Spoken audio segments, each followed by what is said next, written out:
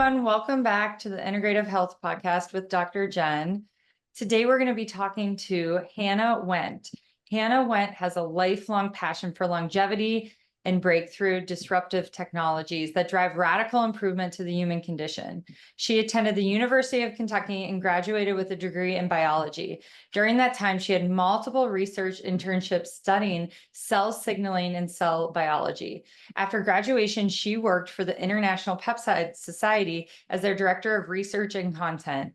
Through work in integrative medicine industry, Hannah saw an opportunity for methylation-based age diagnostics and started TruDiagnostic in 2020. TruDiagnostic is a company focusing on methylation array-based diagnostics for life extension and prevention healthcare, serving functional medicine practitioners. So we are so excited. We're going to geek out today on aging and longevity. So welcome, Hannah. So happy to have you here. Thanks, Dr. Jen. I'm excited to chat with you today. It'll be a fun one. Yes. Well, so you're studying in undergrad and then you go on to do all these research internships. What sparked your passion? Because research can be kind of boring. So what did you get excited about here? Yeah, you're right. It can be boring. And I found that out, I think, the hard way. The bench work was definitely not for me.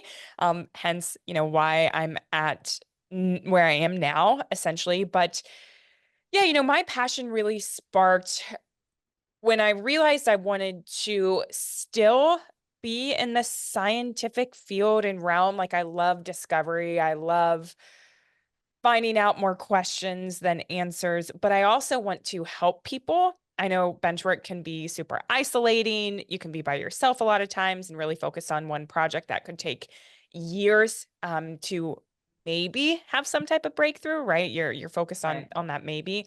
And that actually led me down a couple other opportunities as it related to genetic counseling. So genetic counseling seemed like the perfect fit for me because you could still be heavily involved in clinical research trials, but with human patients and real data. And then you're counseling your patients as well through their genetic information. So actually, I wanted to become a genetic counselor.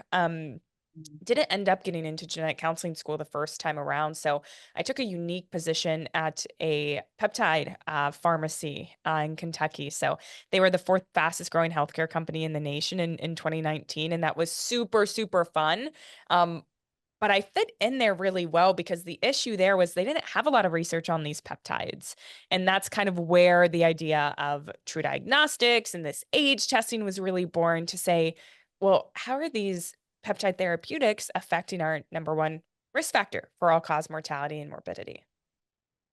Yes, I love that. And you were actually working with people and seeing changes where, like you were saying, when you're just in boring research, it's not as good. And the cool thing about this methylation testing that we're going to dive into is that you can make changes for it. And with, like you were talking about being a genetic counselor, a lot of those things you can't really change. So we're like cystic fibrosis or one of these rare genetic conditions where you usually go to a genetic counselor. This we're talking about are more things that you can change in the epigenetic field. So yeah, you're so right. Yeah. So let's talk about what is epigenetics. Some people might have never have heard of that term. And like, why is it such a good term? I think it's a good term. Yeah, I love it. I think it's a fun word. It's obviously like a spin on genetics is how people interpret it if they haven't heard it before. So let's break it down into its syllables and what it actually means as a word. Epi is just a Greek prefix. It actually means above or on top of. So we're quite literally saying we're looking above or on top of the genome. And you already alluded to this, Dr. Jen, but your genetics, right? It's not changeable. You test once, you find out your historical familial predispositions, and you have this genetic risk of said disease that's not going to change. So I'll give you a story. For example, I've tested my genetics. I know I'm an APO34 variant. So I have increased risk for Alzheimer's. My grandmother had it. I not only have an increased risk in that particular disease, but an increased risk to also have it at a younger age. However, from an epigenetic standpoint, like you mentioned, these markers are changeable. It's that real nurture rather than that nature part that alludes to genetics. So it's how you interact with your environment, your behavior. Did you wake up this morning? Did you work out, do breath work, journal, have a nice protein-rich breakfast, or did you not do any of those things and drive straight to Starbucks and get that big venti sugary drink out of a plastic Oof. cup, right? So I'm giving you extreme examples here. All that to be said, though, your epigenetics can be changeable. You're in control. So you said it's a really positive word. It really puts the power back in your hand. And to, again, finish out that story that I was telling you, for that particular gene, I do have an increased risk for Alzheimer's. There are actually studies looking into your genetic variants and looking at how far or to which extent you can actually have control for that. So there are modalities where I can actually lessen my risk for Alzheimer's through epigenetic modifications. Estrogen therapy, for example, for women is a really good one for Alzheimer's. Yeah, I love that. And a lot of people, they look at their parents and they're like, oh, they had dementia or they had a heart attack. And I'm just, it's my genetics. And yes, genetics play a role, but they're not everything. You can make these changes. So how do people test for these things? Because this is not something that you're just going to go to your doctor and be like, hey, I want to look into my epigenetics and I want to look at my methylation age. They would look at you like you were crazy, right? They would. I actually, that would be super, super funny. I challenge anyone listening, if you still go to a GP, you have to Well, ask them and see. Hannah, this is a funny story. You'll appreciate this. So I got fired from my primary care doctor because I asked for a fasting insulin, which is like pretty basic. But hey, I told you that I live in Northwest Ohio and it's rough. It's rough here. But it's funny because my husband still sees Jeez. the guy and I'm like, he fired me. Like I got a letter from the office. Anyway, so if I went and asked them about this, because here's the thing, you guys, like some doctors just they stopped learning after medical school or they're burnout or they're in this insurance model and they don't have time to educate themselves on testing like TruDiagnostic and other things out there. So it's not really their fault. Like I have a different model of how I practice. So I allow myself time to study and keep up with things like this technology. So anyway, Jeez. I just thought you'd think that was funny. I mean, yes, it is funny, but it's just like, how broken is the system? And yes, I'm from Ohio as well, so I totally, totally understand. Yes.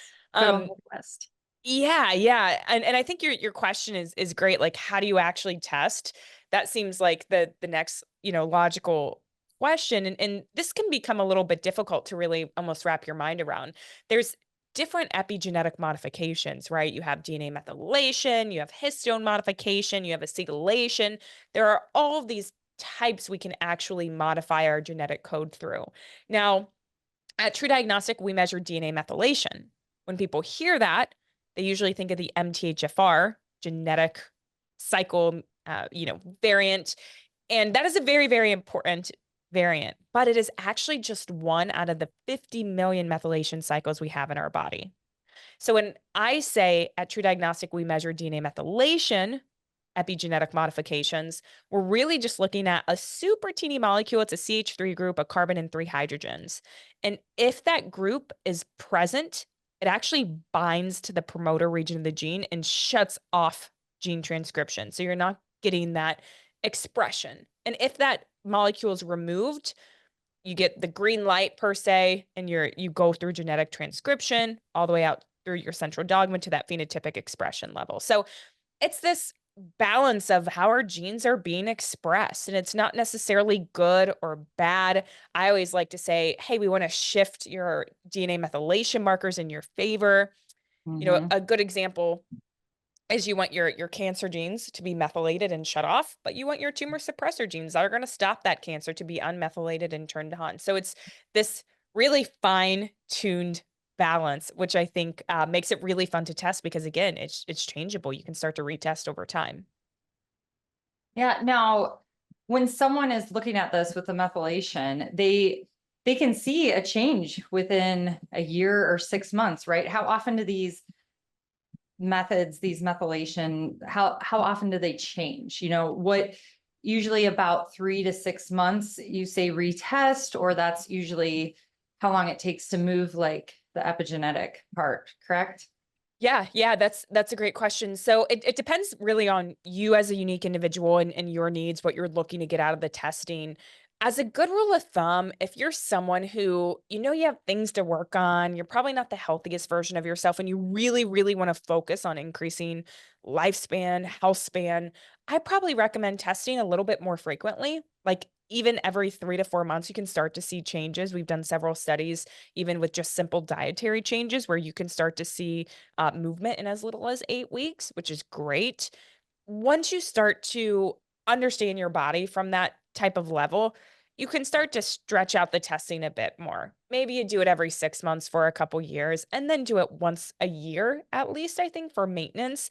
Because what you don't want to happen is you don't want to test too far apart and then see longitudinal changes and one, not remember what you did, not remember what you didn't do, and start to question, like, wait, why am I seeing these changes? What happened again? So as long as Mhm. you're just following up, you're journaling correctly, or you're at least remembering what you're measuring, I think it's safe to say you can do it to your best ability, and when you really want to start to measure, to see changes, to put in the work. Yeah, absolutely. We hear a lot about telomere length, right? That used to be, I mean, I think of telomere length now as more of like an older school way of testing our aging, our actual biological age. Can you dive in a little bit about telomere length Yeah. testing? Yeah, let's nerd out here and go deep. So, even broader speaking, right? Just like biological age testing, that's how most people know epigenetics and telomeres. You can really measure biological age in any way, right? Like grip strength, gait Mhm. speed. You can create a formula and say, depending on how fast you run from point A to point B, I'm going to calculate your biological age. Obviously, there's different criteria you want to have. You want to ask yourselves questions like, how predictive of different outcomes is it? Is it accurate, precise, reliable? Does it move in the correct direction with things we know improve lifespan, like different methodologies such as caloric restriction or certain molecules? Does it tell you how or why you're aging? Those are just a couple things we ask ourselves internally here at TruDiagnostic to like validate if these clocks are legitimate or not. So all of that to say, telomeres, right, popped up a while back. They were the gold standard, as you mentioned, Dr. Jen.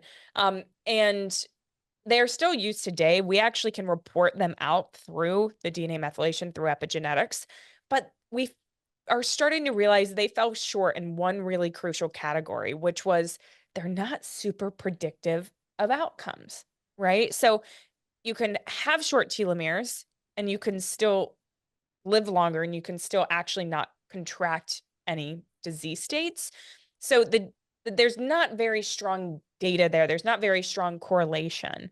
So it just started to become a weaker biological age test in a sense, right? It doesn't mean they're not important. I think, as we all know, they're still one of the many hallmarks of aging. They still can give us a picture or a sliver into maybe our aging. For example, if you have shorter telomeres, you may have more senescent cells due to inflammation, due to oxidative stress. Um, if people have like critically short telomeres, they may have a TERT variation, which is a genetic variation that they can actually start to do gene therapy for, or start to pay a little bit more attention to, because that actually drives more disease risk and earlier mortality. So to round out my answer here, telomeres are not as good as a predictor for biological age as they once were, or even better, we just have better tools, right? Like the epigenetic clocks. Mhm. What epigenetic clocks are out there currently that people can look into? Yeah. I'll name four of them. TruDiagnostic offers three out of the four. Um, there is one called Omic MH. We created this with Harvard. This actually looks at clinical lab values, metabolites, and proteins through your DNA methylation markers. It's really, really great at predicting overall mortality. So there's that one. The second one we just started offering at the end of the summer is called Symphony Age. We created this one with Yale. It's actually the aging of 11 different organ systems. It's really cool. It's It this is idea. so cool. Yeah. It is so cool. When you're done, I have some stories about the symphony. It's very Good. interesting. Good. Yeah. Yeah, so it's the age of your liver, your heart, your lungs, your brain, your immune system, musculoskeletal, metabolic. It's a really, really nice clock. There's 11 of them essentially. We have Dunedin Pace, which is the famous clock that measures more of a pace of aging instead of just a biological age. That was created with Duke and Columbia University. And those three, again, are offered through TruDiagnostic, Omic MH, Symphony Age, Dunedin Pace. There's a fourth one that's really, really good. It's called Grim Age. That one is by Dr. Steve Horvath. They actually did a version 2 or like an upgraded iteration of it called Grim Age. And Grim Age performs really, really well in terms of, again, like predicting disease state and death. It's reliable. It moves in the right direction with different therapies too. So I always want to throw that one in there as well. Yeah, that's awesome. And yeah, I like the OCMI score, you know, and I say when their methylation epigenetics is, I hold that higher than the telomeres, you know, personally, when I'm talking with patients with a report, but really interesting because I'm doing this bioregulator program and I'm just seeing their true diagnostic test and then a little bit of their history. And then I do the consult with them. And this one surprised me because she, on her symphony test, her hormones were flagged as premature aging because it's really nice. You get this printout and you have your chronological age and then your organs. It shows if they're aging faster or slower. So it's really cool how it breaks it down. And she said she was on hormones. And I was like, oh, that's so weird because her symphony, her hormones were off. If she's on bioidentical hormones, I would think it would all be, you know, normalized or even younger. Well, found out she was on oral estrogen, which is terrible. And I told her, I'm like, well, you're probably way overdosed on the oral estrogens because most women are postmenopausal. So I'm like, you need to, you know, fix that a little bit. So it gave a really good clue that something was off and allowed me to dig in a little bit more. Another symphony test, someone was aged like 10 years on their lungs, and I was looking through the report. And then when I spoke with them, she had asthma her whole life, right? So it was aging because that, you know, inflammation of aging was mainly in her lungs, and it brought down her overall age score. So it was very interesting. Really, really cool because you sometimes get reports on the symphony that are a little bit surprising. I don't know if you have noticed that too. And you're like, oh, but then it's good because you can pay attention to it or dig deeper and get lab work or other testing like gut testing and see why that is more aging faster, more inflamed. Yeah, definitely. I love those stories. I get stories like that all the time that I have two in particular that just stick out. So we have a blood age, and that's driven by a lot of markers you get on a CBC, hematocrit, hemoglobin, red blood cell distribution width, et cetera. And that is actually most predictive of leukemia. And actually, this person had an accelerated blood age, and they have a family history that has a really unique blood cancer. I don't know what it was called. I don't know what it was, but he was thinking, hey, that's what's driving this blood age, because there's still going to be some type of familiar, you know, hereditary based link. So that made him be super proactive. He's getting labs. He's looking at, you know, the particular signature for that cancer. One call I actually just had this morning with a practitioner. He had pretty good aging, like all his scores looked really good. His overall symphony age was actually super young, so kind of like the composite score of all of the individual systems, except his lung age was like 9 years older. His and then so I was like, this is interesting. I asked, Right. you know, did you have asthma or anything like that? He's like, no. I scrolled down, I looked at his smoking outcome on the report, because we even have an outcome on the report that can tell you basically if you were a smoker, are you a non-smoker, intermediate, or are you a current smoker? And he actually was an intermediate smoker, or came out like he had the signature of someone who had smoked Mhm. previously. So I asked, all right, just tell me straight up, no worries. Are you a smoker? Were you in the past? And he goes, no. And I'm like, wow, this is really interesting. And I said, Yeah. well, was there any secondhand smoke? And he again was like shaking his head. And then he was like, wait a second. Actually, my grandmother, when I had lived with her for a long period of time growing up, and my grandmother was just like a chain smoker back in the day. No. And that's, if I had to guess, again, probably the signature that it's picking up. I mean, that's when everyone smoked indoors. You had the yellow Mhm. ceilings, right? You can just like, Right. oh, smell it and feel it. And yeah, I mean, that's a signature that will stay with him for, probably a while. It'll get better and better as time goes on. But he was 40 chronologically, Wow. yeah, and his lung age was like 49. Wow. Yeah. See, that's wild. And I was thinking you were gonna say like from like the fires, like the forest fires out west or something. Cause I wonder what that impact that's having on lung age. People Yeah. don't have good air systems and yeah, it's really cool. I really like the symphony report. And there, gosh, I have some patients that their brain age was just a couple years older, but we're going to focus on that because they do have history of dementia in the family. So you need Mm. to, optimize everything else and bring down inflammation. The other thing that's in that report that I think is cool is the weight loss part. Could you explain that a little bit? The genetic weight part. Yeah.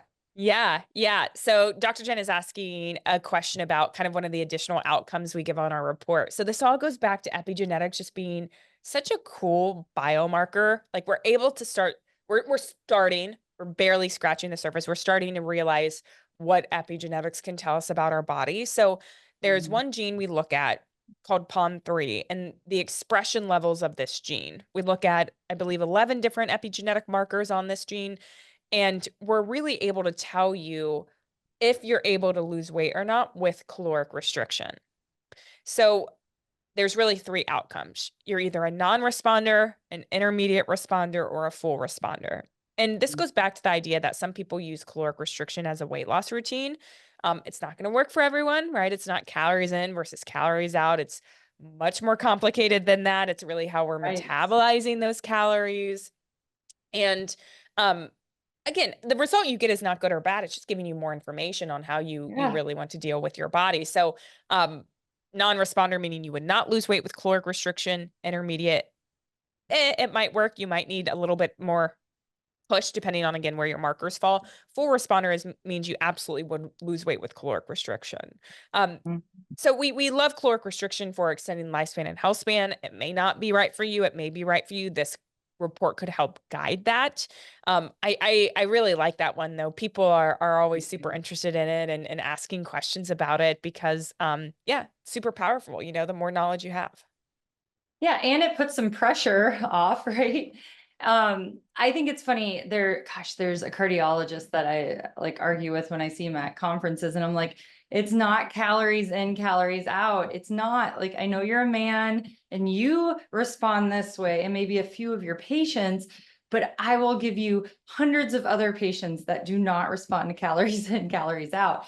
And I'm sure if we tested all of them and looked at that gene, they would be intermediate or non-responders. So that takes pressure off people, but it's also frustrating because people are walking around thinking that they're going to restrict their calories and lose weight. And then they don't, and they get frustrated and they binge eat, right? And then they gain more weight. And then, Yeah. it's kind of sad, but yes, calories in, calories out, maybe for some people, but your genetics probably Yeah. say no. Exactly. Yeah. And that's just the epigenetic, outcome. I know Yeah. there's even a couple genetic SNPs, single nucleotide polymorphisms that look at that like same exact pathway. And whenever people who have like all the testing done look at what we report out and what their genetics say, they're the same, right? They Yeah, that align. So makes sense. yeah, to get that same window. I mean, it makes sense. The research looks really, really good. Yes. No, that's really interesting. So when you look at all these different epigenetic tests that we've been discussing, are these pretty accurate in health prediction? I mean, is this something that it's worth getting? Yeah. Is it really gonna make a difference? What like studies have you guys had on this? Yeah. So again, most people find epigenetics through biological aging, right? Because that's where it became super famous, where it really got started. Um, the biological age clocks that we have, I'll pick on omic image in particular, has a 92% accuracy rate in terms Wow. of predicting death, just itself, which Wow. that's great. And a lot of people are super surprised by that. Actually, if you just use your chronological age, we can predict death with a 72% accuracy rate. Because again, Okay. chronological age is still associated with death, right? We're just getting better and better and better. So think of these as really unique biomarkers. Now, that's just the aging kind of window. What we're really starting to create, I don't even think I've spoken about this on any podcast or publicly Oh, before too. So first time, exciting.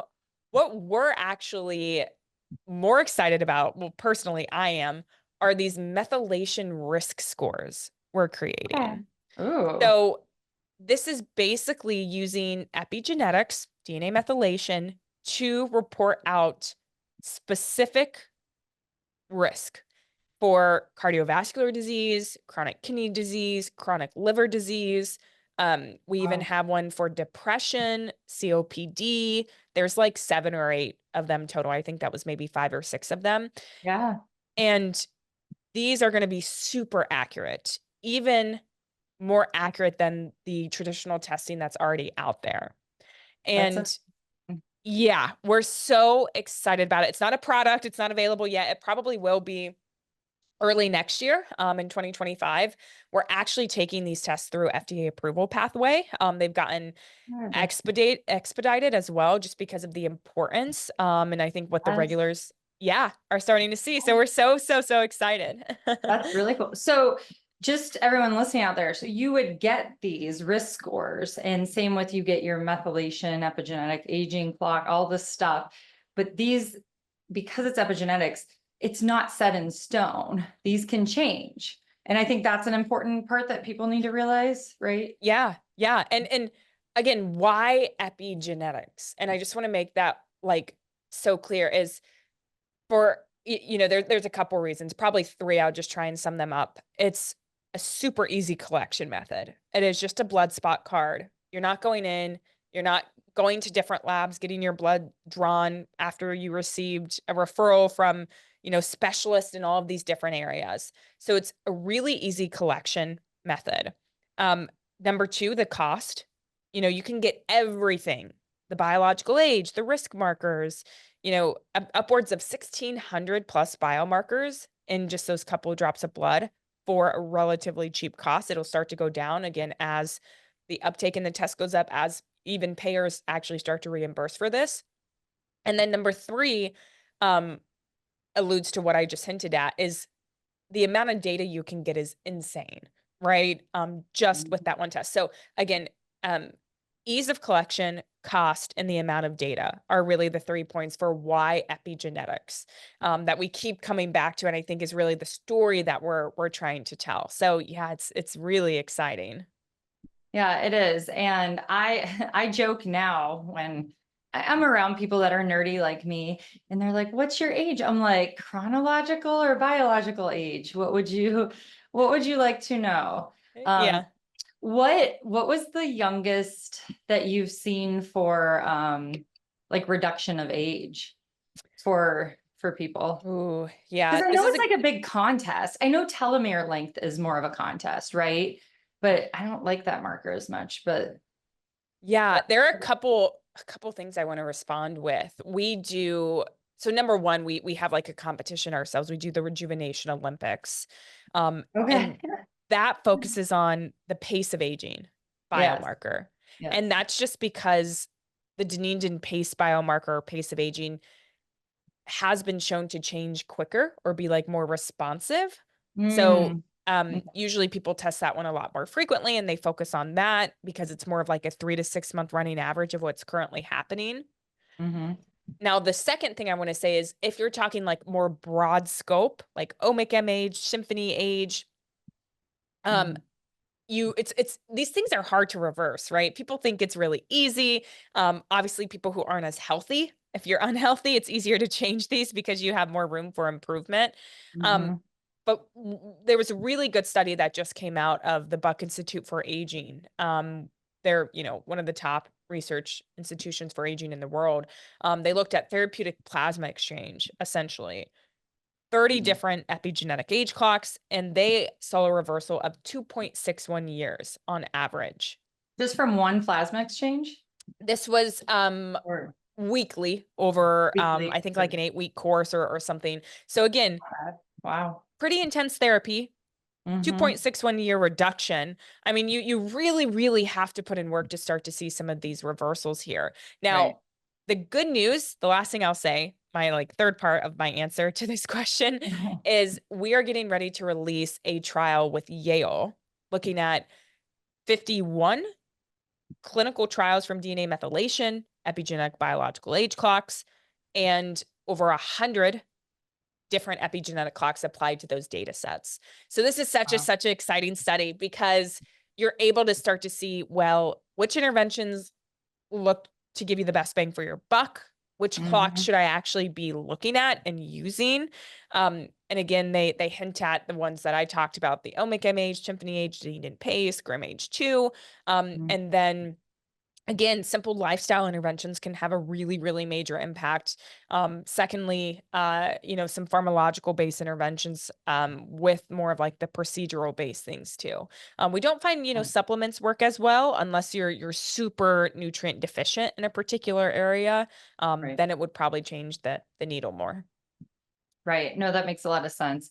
And this would be a positive reinforcement to someone, especially with these studies coming out. Look, they reverse their biological age by sleeping better, or, like you said, like earlier, do you wake up and do breath work and read and watch the sunrise, or do you go to Starbucks? Mhm. So Yeah. it does make a difference, these little things. And testing it, like, I mean, most patients that I've tested, they've been under my care, they're already in the health space, right? So a lot of them are younger than their biological age or their chronological age, and their rate pace of aging is less than one. But I've had a few that have been over, and I will say that stress was the number one thing that set them apart. And that's what I've heard with same with these testing that you do, that stress will take you back or not improve you, which is really frustrating, but it's really important to know. Yeah. Oh yeah, yeah. And even those people who come out on top who are like already younger, Mhm. my kind of, I guess, rebuttal to that or whatnot is you're doing a great job, right? Keep it up. This is something that's tangible, right? You can see like you're doing a good job.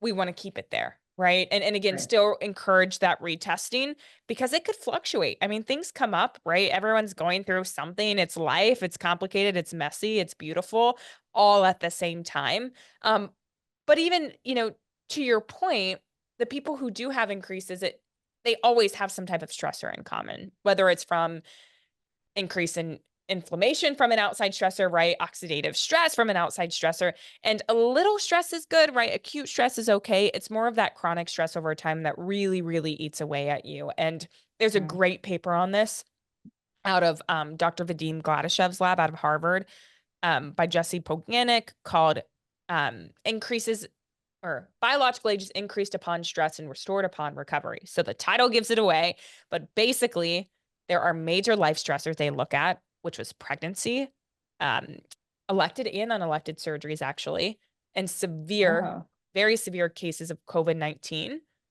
Mm-hmm. All of those are going to really increase biological age. I don't think that's surprising. What's surprising is your biological age goes back to baseline or even better after you recover. So I Mm. think Hormesis. Yeah. Exactly. Yeah. Exactly. And I think we don't give ourselves enough time to recover, whether it's from consistently working out, rather, whether it's from like, I don't, some type of trauma, right? Like a fight with your family or like a bad day Mhm. at work or something. Like give yourself some space for that, right? Right. Is my point. Well, pregnancy. I think that's a great one to bring up. I mean, most women, they're going back to work after 8 weeks. They're not just sitting there in that and letting their body recover. And yeah, I see it a lot. I'm like, you need to just be with your kid and take time. And I know the more kids I had, the more I started going to part-time in the ER and part-time and working less. And you need to give your body that time. And yeah, like an illness, if you have a fever for a day, give yourself 2 days to recover from that. You don't need to push, but it's hard because our society is just like push, push, push, get better, get better. I know me personally, I want to get my um, age pace of aging down a little bit more, which it wasn't bad, but I'm just competitive, right? Like Yeah. I want to be like sub 30. I don't know if that's possible, but I want to work on it. So after I got my results, I'm like, okay, I'm just gonna be stress free. Or if there is Yeah. stress, I'm just gonna just let it roll. Like it will be fine. But yeah, I like that study showed that the acute stressors, because pregnancy isn't forever, COVID isn't forever, that they came back better. Yeah. And the body does like a little stress, but yeah, it's that chronic stress, like chronic trauma. I have a lot of patients that have childhood trauma that it's never resolved and it just sits there in the limbic system and their body is always in fight or flight. So it'd be Yeah. cool if they did a study about like an ACE score, as like childhood trauma, with aging. It would be cool if they did a study. They have them. They do? So what does it show? Oh yeah, I mean exactly what you would expect, right? Who was I was actually speaking with Dr. Andres Cardenas out of Stanford about this last week. He does a lot of work in like societal based epigenetics and he's Mm. published a lot about that. A lot of other researchers have. Of course, the more ACEs you have, the more advanced your biological aging is going to be, period. I mean, there's a very, very clear, not Mhm. necessarily, I won't go as far to obviously say causation, but very, very clear, super strong correlation. Yeah. So they looked at the pace of aging. It'd be cool if there was a symphony, like looking at what organs are aged more with childhood trauma. Oh, yeah. No, symphony, I think, again, is still so new. So new, So, yes. yeah. But Deneen and Pace, absolutely. It's included in like all of those studies they looked at. And I think, yeah, all of Yeah, the it's clocks so across the board increase. yeah, and certain ages. So obviously, so I have 4 kids, and all of them went through the pandemic, right? Mm, And I feel like he'll be 9 in a couple of weeks. I think he was affected the most. So this was like kindergarten year for him. So I don't know. And I've talked with educators, and they've like agreed like that age was kind of hit the hardest. So I hope that doesn't sit as trauma for these kids, because I think the pandemic was kind of traumatic for all of us. So hopefully, we can all heal from that and come back stronger. But yeah, it was just interesting because I saw it affect all of my kids differently because they were all different ages. that's Like interesting. like Yeah. yeah, like really it just affected the one a little bit more I could tell. So it was interesting. Yeah. So have they with the new I know the pace of aging, you said not a lot of supplements move that needle, but some pharmaceuticals they've done studies with. Yeah, yeah. They've done studies on metformin, rapamycin, Yes. All right. and healthy cohorts too. And those look promising. You have to keep in mind when you look at this data that's coming out with the Yale study as well, some of these are diseased populations with medications, right? Like HIV populations. So Mhm. although it's a really great study, it's going to be an awesome review. You have to take into account like, hey, who is the study population, right? How are these results actually validated? But yeah, rapamycin and metformin stick out to be pretty good ones. We know Yeah. again, yeah. Yeah, sorry. And that's the interesting part is, like you said, these are more disease state people that were in these studies. So if someone's just like trying to biohack or do more longevity space, it's kind of different because there's not always the studies out there. Yeah, yeah. And we still, in the healthy cohorts we still absolutely see change, which is positive. I think if we didn't, we'd be like a lot more worried. Like, hey, maybe we're only picking up, maybe it's the disease that's causing the signal, not the signal picking up disease, right? It'd be the inverse. But again, it's still really hard to separate that, I think. But the fact that we're actually seeing changes in healthy populations as well is pretty promising. Yeah. Yeah, it's definitely great. And the more information about your health, the better is what I tell patients, and why I have this bioregulator longevity program that I love to do with people, because when you know what's going on with your body, you can improve it and make changes. So what are the future developments that you have, combining epigenetics with functional medicine? I know you hinted you're coming out with a new exciting test. Anything else that you see in the future with TruDiagnostics or elsewhere in the space?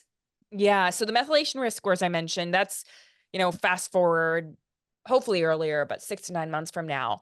We're actually releasing a new product here in like a week, though. I think you'll like this one, Dr. Jen. It's called True Health. It is going to be reporting out nutrient and health system and conditions through the lens of epigenetics. So think your vitamin levels, your antioxidant Yes. levels, mitochondrial health, NAD metabolism, individual hormones, actually, different supplement levels. Will actually be able to tell you your level of alpha ketoglutarate, spermidine, and really talk about where you're deficient, right? We just mentioned Yes.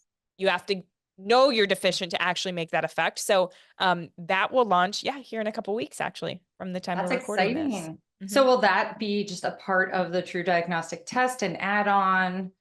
Yeah, so we'll kind of have three products then. There'll be True Age, where you can do Mhm. your biological age. There'll be True Health, which will be that nutrition kind of health system condition panel, or you could do True Age and True Health together. Nice, Yeah. nice. That's really cool. Now, for Yeah. the True Health, are you going to suggest people come off their supplements for a little bit of time or continue their current supplements?